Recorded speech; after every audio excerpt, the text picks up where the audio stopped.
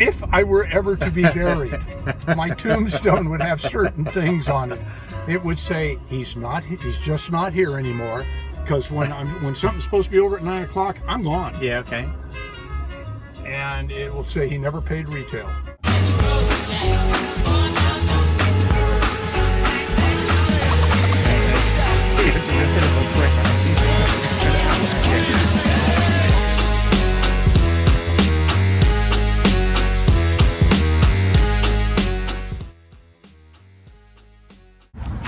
I like these kind of cactuses.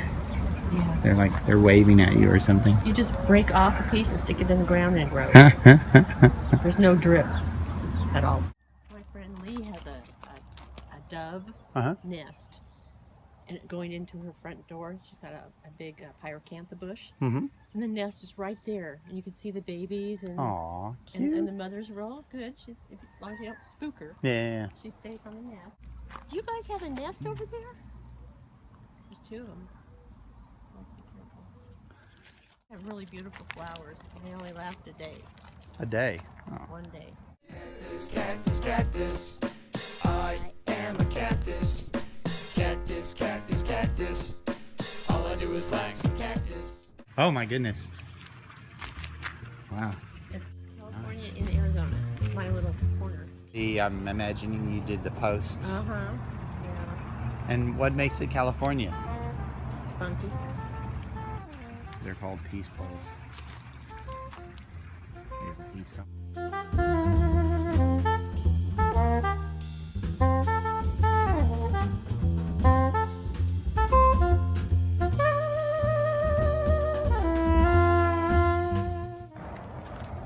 We may have to replace you if you don't take off.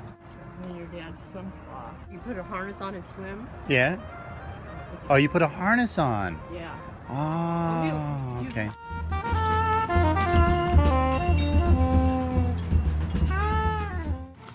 You're going to be impressed with it. Well, this tree is native to Australia. I can't tell you the name of it, but it's native to Australia. It's drought resistant.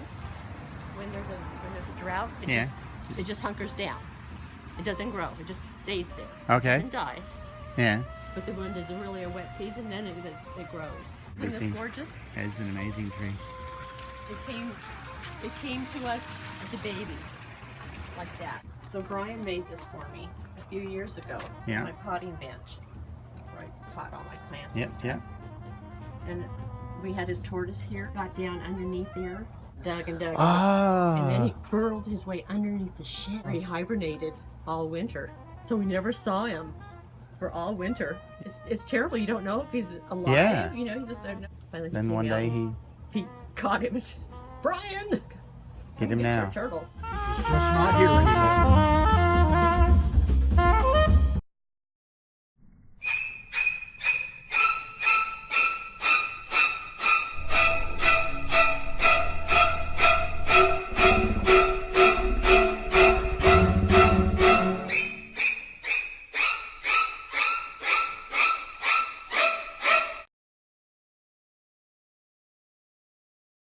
It was a cat door, and Brian had built an enclosure out here so that the cats could come through, and we had a potty box out here. Right. The enclosure was lattice. You know what lattice work is?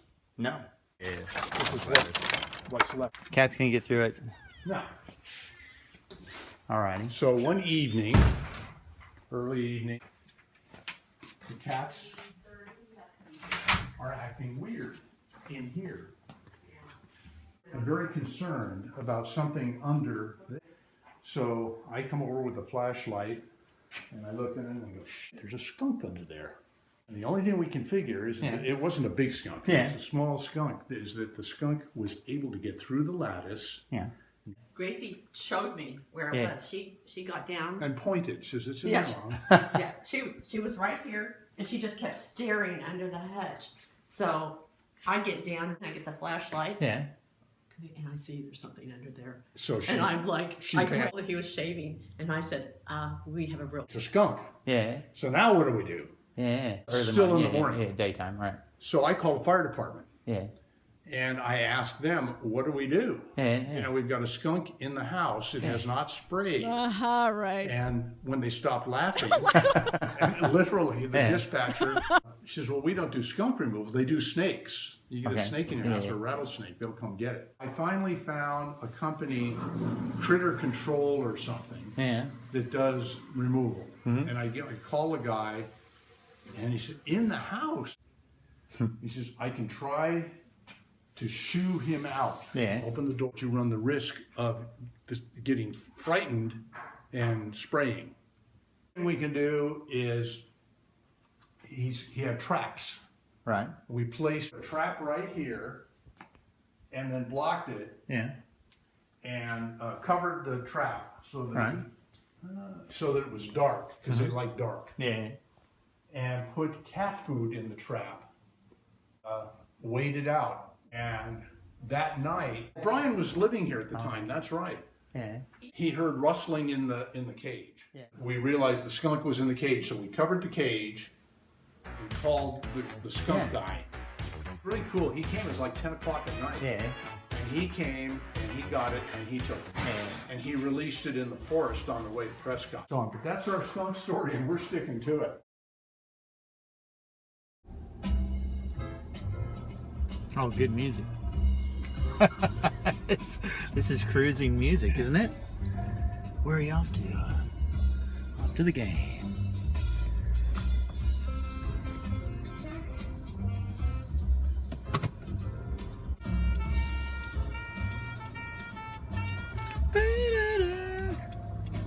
Do most people just have satellite radio? All the new cars come with it. Right. And they get 3 months free usually, and then after that you have to pay for it. And I wouldn't pay for it at the regular retail price. So, like with cable TV, what I do is when they want to jack up my rate, I call them up and say, well, we'll just cancel. Well, let us talk to one of our retention specialists. Retention specialist. And I negotiate. Painful. Everything is negotiable, except my calls as an umpire. If I were ever to be buried, my tombstone would have certain things on it. It would say, he's just not here anymore, because when something's supposed to be over at 9 o'clock, I'm gone. Yeah, okay. And it will say he never paid retail. Never paid retail, and what's the other one? He's just not here anymore. I'll start it when I was in the church choir back in San Luis Obispo. They'd have choir practice on. It was supposed to be from 7 to 9. I was there ready to go at 7 o'clock. They never got started until 7:30 or so. I was there at 7. At 9 o'clock, I didn't care if we were in the middle of a song. I'm gone. The choir director would have said, where's the bass man? section? Where's the, you know? And Jeter, my buddy Jeter, who was there with me, he's just not here anymore. It's 9 He could give you a o'clock. eulogy. Here lies Peter. He's just not here anymore. He's not here anymore. Be a nice short eulogy, really, wouldn't it? Here lies Peter. He never paid retail, and he's just not here anymore.